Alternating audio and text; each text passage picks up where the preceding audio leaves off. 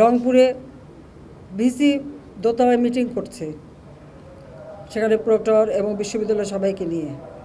সেখানে আগুন দিয়েছে, গাড়িটাই তো পুড়িয়েছে, বাড়ির ভিতরে আগুন দিয়েছে। পুলিশ যখন উদ্ধার করতে গেছে পুলিশের উপরে হামলা করেছে। হ্যাঁ, পুলিশের গুলিতে একজন মারা গেছে। যেই মারা যাক সে তো বাবা মার সন্তান। আমরা সেজন্য সত্যি দুঃখ প্রকাশ করি। এবং তার বাড়ি রংপুর পীরগঞ্জ, ওখানে আমরা যাতে তার কাফন দাফন সব কিছু ব্যবস্থা করে দিয়েছিলাম। ছাত্রলীগের কয়েকজন নেতাকর্মীকে কীভাবে হত্যা করেছে। চট্টগ্রামে 6 তলার উপর থেকে ছুঁড়ে ছুঁড়ে নিচে ফেলেছে।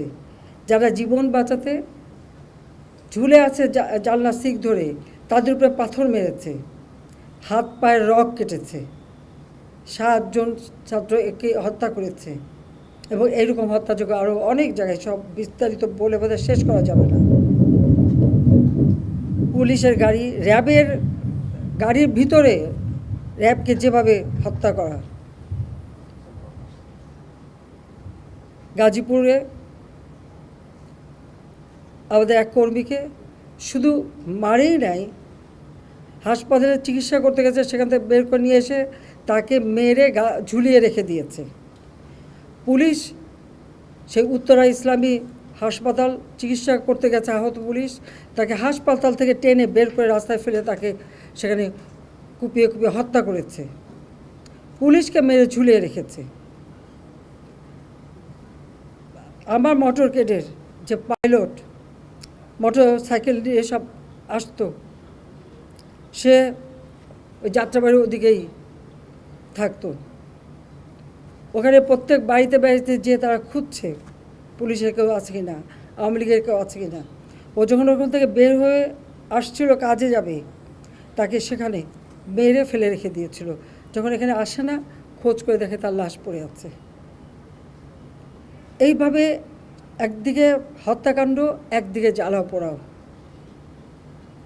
2013, 2014, 2015 এই জ্বালাও পোড়া হত্যাকাণ্ড আমরা দেখেছি। আবার শুরু করলো এই 2024 সালে, যখন দেশটা এই দীর্ঘ 15টা বছর রাত দিন পরিশ্রম করে প্রতিটি প্রতিষ্ঠান তৈরি করেছি। এই প্রতিষ্ঠানগুলি কাদের জন্য? এদেশের মানুষের জন্য। তো এই প্রতিষ্ঠানগুলি তো মানুষকে সেবা দেয়, মানুষের জন্য কাজ করে, মানুষের রুজির ব্যবস্থা করে, মানুষের আয়ের পথ খুলে দিয়েছিল। সেই প্রতিষ্ঠানগুলি একে একে পুড়িয়ে ফেলা। এবং শুধু ঢাকা বলে না, রাজশাহীতে বিশ্ববিদ্যালয়ে সে ভিসি কাটো, ময়মনসিংহ কৃষি বিশ্ববিদ্যালয়ের সেখানে হামলা, বিভিন্ন জায়গায় এই হামলা করা এবং আগুন লাগানো অথবা মেরে ফেলা।